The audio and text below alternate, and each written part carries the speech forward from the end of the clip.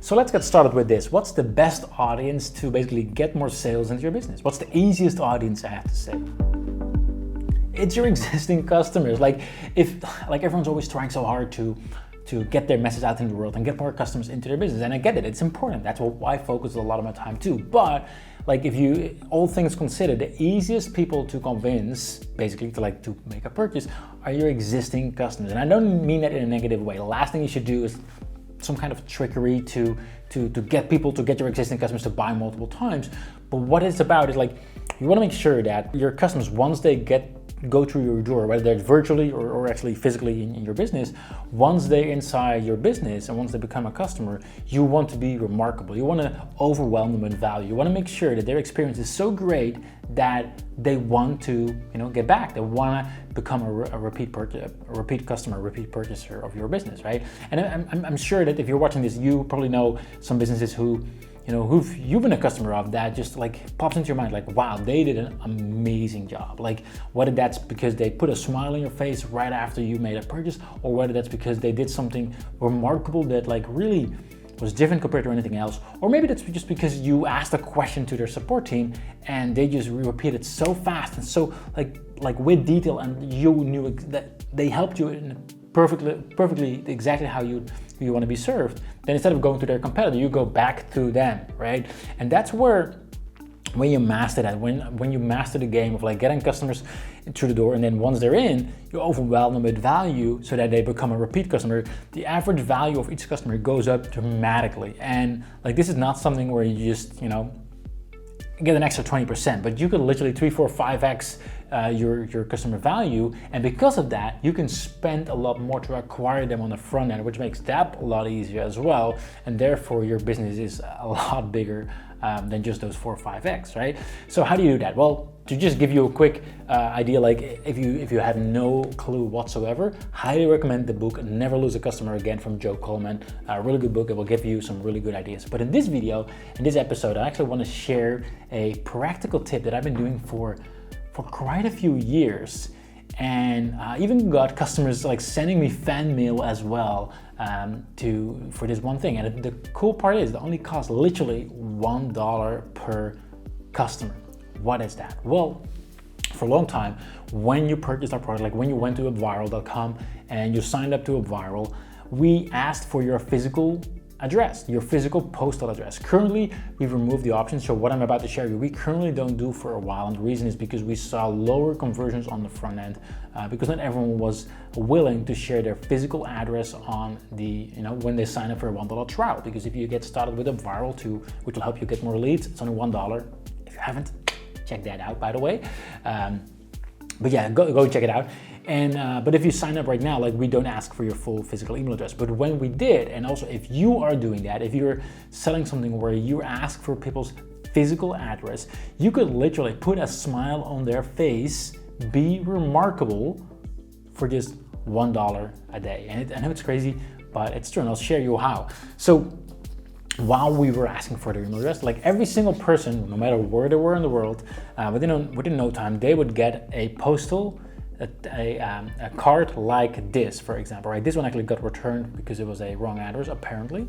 So that's why I got it here. And it would say their name, this is my face, I know, not the brightest looking guy, but still, that's what I put on it. And it would say, "You rock, Astrid," right? And this is not a trick or something to, hey, there's a sales message on there or anything like that. No, quite the opposite actually, because all I did was hey, didn't expect this, right, Astrid? Even though it's not handwritten, but it actually seems handwritten for a little bit. I just wanted to say thank you for signing up to Upviral recently. It means a lot.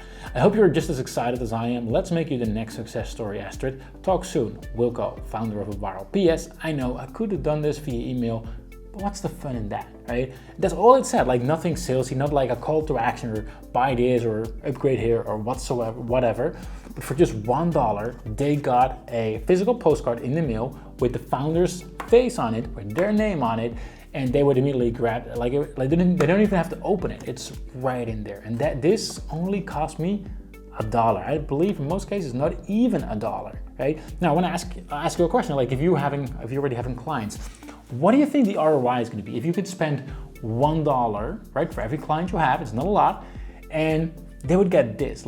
Or the other question, how often does your customer, from all the things they buy online, how often do they actually receive a postcard like this? And what would that do? Like I said, I've had numbers of customers who send me a handwritten note back to my home address saying like, hey, awesome, thank you for your card. I wanted to send you back because like I never expected that. And I got people on social media posting about it, like, wow, like thank you for the postcard. Like it really makes an impact, and it only costs you $1. And in case you're not sure how to do that, that is what I'm here for as well. So let's just dive onto my desktop right here. So the way this works is actually using a service called Lob, L-O-B.com.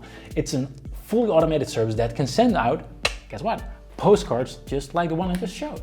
So the way this works is that personally, like I've been using a checkout system. So whenever someone makes a purchase called ThriveCard as well as Pay Kickstart, we use two different systems.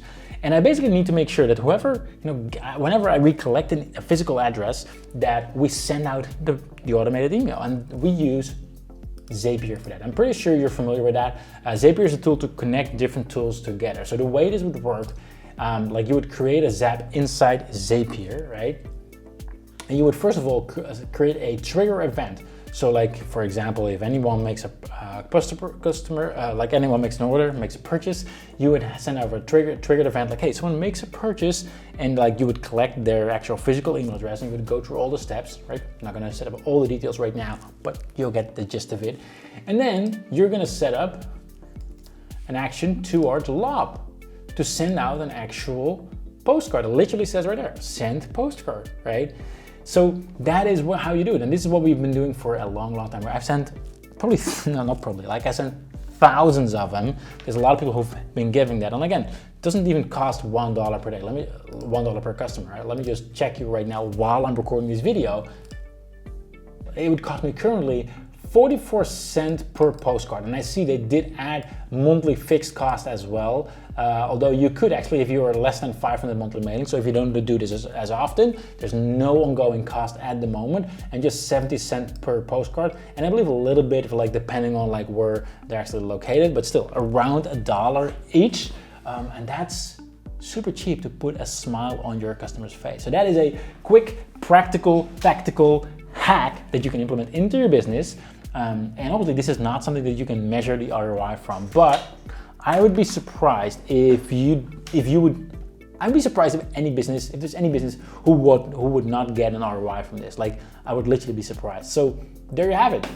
You rock, and I'll see you on the next episode.